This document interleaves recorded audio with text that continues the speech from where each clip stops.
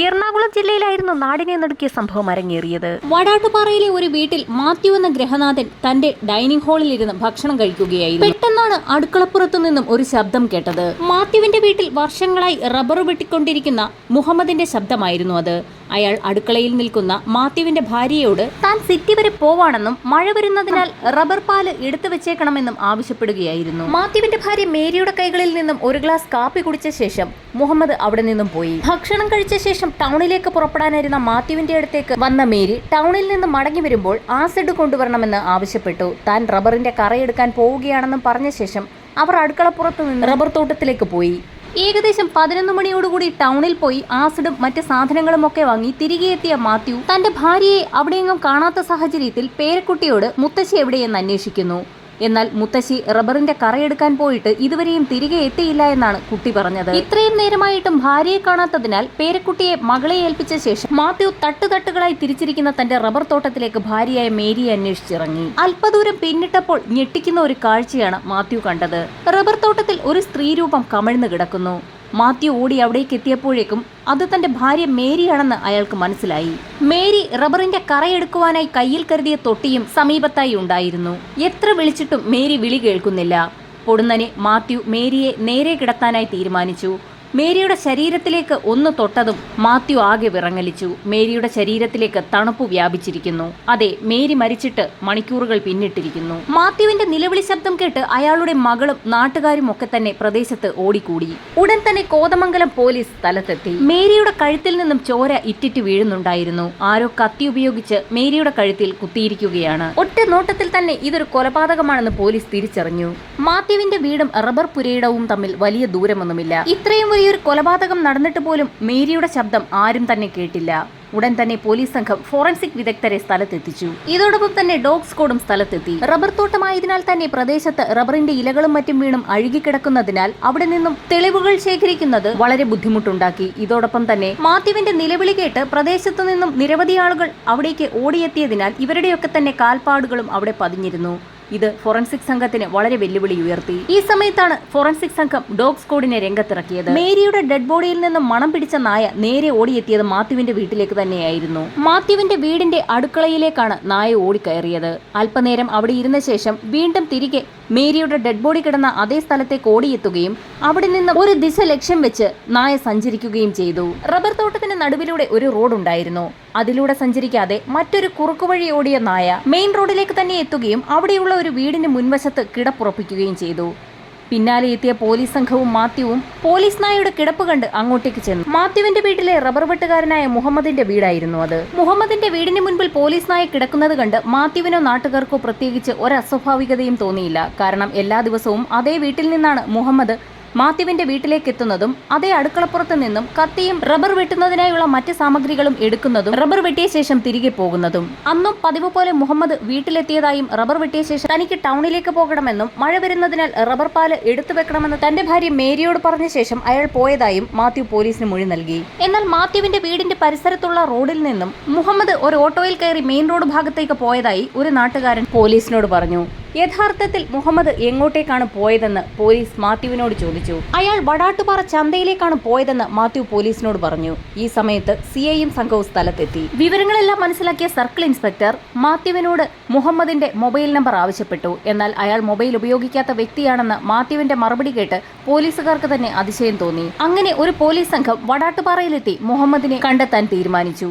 Forensic സംഘത്തിന്റെ വിശദമായ പരിശോധനയിൽ യാതൊരുവിധ തെളിവുകളും ആ റബ്ബറിൻ തോട്ടത്തിൽ നിന്ന് ലഭിച്ചില്ല. തുടർന്ന് ഇൻക്വസ്റ്റ് നടപടികളിലേക്ക് പോലീസ് കടന്നു. ഈ സമയത്താണ് ഒരു സംഘം ആളുകൾ മുഹമ്മദിനെ തേടി വടാട്ടുപാറ ടൗണിലെത്തിയത്. അവിടെയെല്ലാം മുഹമ്മദിനെ തിരഞ്ഞപ്പോൾ ഒരു കടക്കാരൻ മുഹമ്മദിനെ കണ്ടതായും അയാൾ അവിടെ ഹാർഡ്വെയർ ഒക്കെ വിൽക്കുന്ന കടയിലെത്തിയതായും വിവരം ലഭിച്ചു. അങ്ങനെ ഹാർഡ്വെയർ സാധനങ്ങൾ വിൽക്കുന്ന കടക്കാരന്റെ അടുത്തേക്ക് പോലീസ് എത്തുകയും അയാളെ ചോദ്യം ചെയ്യുകയും ചെയ്തു. മുഹമ്മദ് എന്ന വ്യക്തി ഒരു സാധനം വാങ്ങാനായി കടയിലേക്ക് എത്തിയതായും എന്നാൽ അയാൾക്ക് സാധനം ഇഷ്ടപ്പെടാത്ത സാഹചര്യത്തിൽ മുഹമ്മദ് തിരികെ പോയതായും കടക്കാരൻ പോലീസിന് മൊഴി മൊഴി നൽകി. മുഹമ്മദ് ഇവിടെ നിന്നും എങ്ങനെയാണ് തിരികെ പോയതെന്നായി പിന്നീട് പോലീസിന്റെ ചോദ്യം. ഇവിടെ നിന്ന് പണ്ടാറ സിറ്റിയിലേക്കുള്ള ബസ്സിൽ കയറിയാണ് അയാൾ പോയതെന്നും അയാളിൽ നിന്നും അറിഞ്ഞ പോലീസ് സംഘം വിവരമുടൻ തന്നെ CIയെ വിളിച്ചറിയിച്ചു. മാത്യുവിന്റെ വീടിന് തൊട്ടടുത്ത് താമസമുള്ള മുഹമ്മദ് അയാളുടെ വീട്ടിലേക്ക് തന്നെയാണ് ഇവിടെ നിന്നും ബസ് കയറി പോയിട്ടുള്ളതെന്ന് അങ്ങനെ പോലീസിന് വ്യക്തമായി.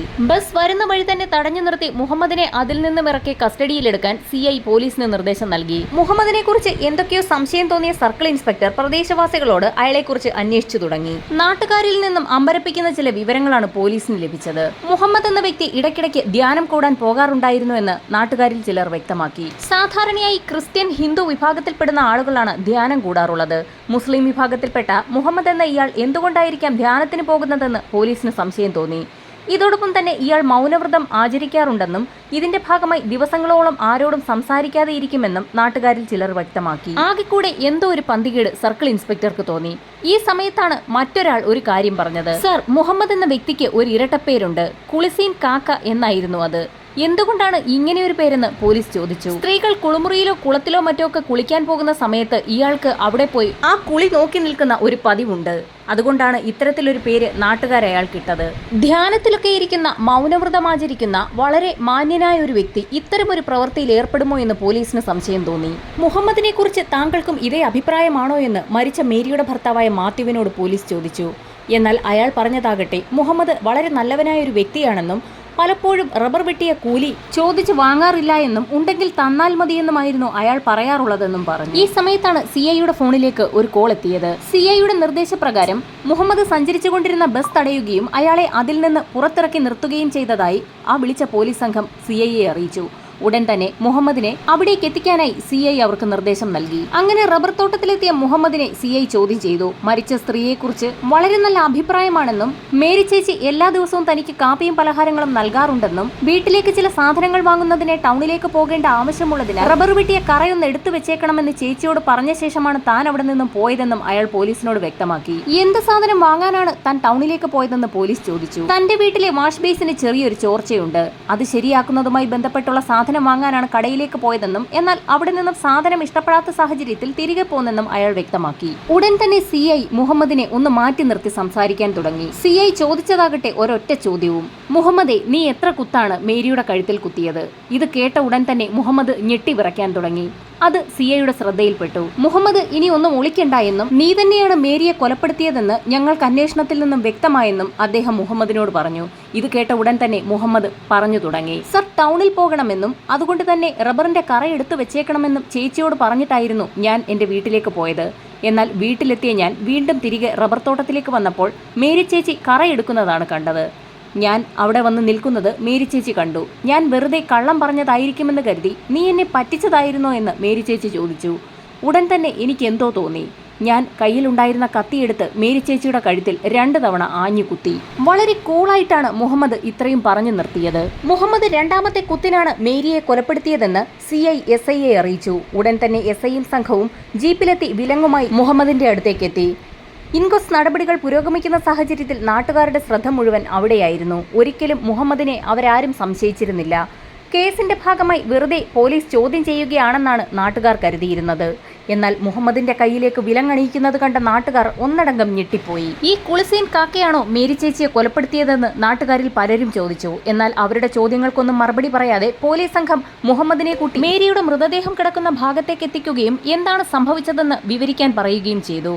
പോലീസിനോട് പറഞ്ഞ അതേ കഥ തന്നെ മുഹമ്മദ് അവിടെ വെച്ച് വീണ്ടും പറഞ്ഞു. ഒരു പ്രകോപനവും കൂടാതെ വെറുതെ സംസാരിച്ചു കൊണ്ടിരിക്കുന്നതിനിടയിൽ ഒരാളെ ഇത്തരത്തിൽ കുത്തി കൊലപ്പെടുത്താനാകുമോ എന്നായിരുന്നു പോലീസിന്റെ സംശയം. അയാൾ പറഞ്ഞ കഥ കേട്ട് നാട്ടുകാർ അമ്പരന്ന് നിന്നുപോയി. എങ്ങനെയാണ് മേരിയെ കുത്തി കൊലപ്പെടുത്തിയതെന്നും ആ സമയത്തെ അവരുടെ പൊസിഷൻ എന്തായിരുന്നു എന്നും നാട്ടുകാർക്ക് പോലീസിനും കേൾക്കത്തക്ക വിധത്തിൽ മുഹമ്മദ് പറഞ്ഞു തുടങ്ങി. കാര്യങ്ങളൊക്കെ കേട്ടുകഴിഞ്ഞ ശേഷം അമ്പരന്ന് നിൽക്കുന്ന നാട്ടുകാരുടെ ഇടയിലേക്ക് മുഹമ്മദിനെയും കൊണ്ട് പോലീസുകാർ മുഹമ്മദിന്റെ വീട്ടിലേക്ക് നടന്നു. വീട്ടിലെത്തി വീട് തുറന്ന പോലീസ് സംഘം ആദ്യം കാണുന്നത് വീടിന്റെ ഉള്ളിൽ ഒരു മേശപ്പുറത്തിരിക്കുന്ന രക്തം പുരണ്ട കത്തിയും തൊട്ടടുത്ത് തന്നെ രക്തം പുരണ്ട ഒരു ഷർട്ടുമാണ്. കൃത്യം നടത്തിയ ശേഷം ഷർട്ട് അവിടെ അഴിച്ചുവെച്ച് കത്തിയും തൊട്ടടുത്ത് തന്നെ വെച്ചതിന് ശേഷമായിരുന്നു മുഹമ്മദ് ടൗണിലേക്ക് പുറപ്പെട്ടത്. ഇതോടുകൂടി പോലീസുകാർക്ക് ഒരു കാര്യം വ്യക്തമായി. രക്തം പുരണ്ട സാധനങ്ങൾ നശിപ്പിച്ചു കളയുന്നതിനുള്ള എന്തോ സാധനം വാങ്ങാൻ തന്നെയാവും മുഹമ്മദ് ടൗണിലേക്ക് പോയതെന്ന്. മുഹമ്മദിന്റെ വീട് വിശദമായി പരിശോധിക്കുന്നതിനിടയിലാണ് ആ കാഴ്ച കണ്ട് CI നടുങ്ങിപ്പോയത്.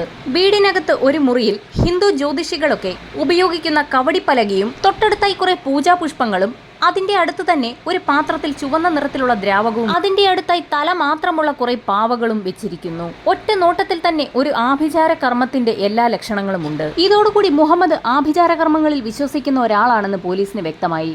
തൊട്ടടുത്ത് ഭിത്തിയിൽ തൂക്കിയിട്ടിരിക്കുന്ന കലണ്ടർ അപ്പോഴാണ് പോലീസ് ശ്രദ്ധിക്കുന്നത്. അതിലെ ജനുവരി മാസത്തിൽ 1, 2, 3 തീയതികളിൽ ചുവന്ന വലിയ വൃത്തങ്ങൾ വരച്ചു വെച്ചിരിക്കുന്നു. 4-ാമത്തെ തീയതിയിലേക്ക് ഒരു ആരോ മാർക്കും കൊടുത്തിരിക്കുന്നു. ഇത് കണ്ട പോലീസ് ഉടൻ തന്നെ മുഹമ്മദിനെ ചോദ്യം ചെയ്തു. അയാൾ പറഞ്ഞതാകട്ടെ ഞെട്ടിക്കുന്ന കാര്യങ്ങളും. സർ, ഞാനൊരു കർമ്മം ചെയ്യാൻ തയ്യാറാവുകയാണ്. ആ കർമ്മത്തിലേക്ക് എനിക്ക് കുറച്ച് രക്തം വേണം. അതിനാണ് ആ ഷർട്ടിലും കത്തിയിലുമുള്ള രക്തം ഞാൻ കളയാതെ വെച്ചിരിക്കുന്നത്. ആ രക്തം എനിക്ക് കളത്തിലേക്ക് ഒഴിക്കണം. എങ്കിൽ മാത്രമേ ശക്തി ലഭിക്കുകയുള്ളൂ. ഇത് കേട്ട പോലീസ് സംഘം അമ്പരന്നു പോയി. എന്ത് ശക്തിയാണ് തനിക്ക് കിട്ടാൻ പോകുന്നതെന്ന് പോലീസ് മുഹമ്മദിനോട് ചോദിച്ചു.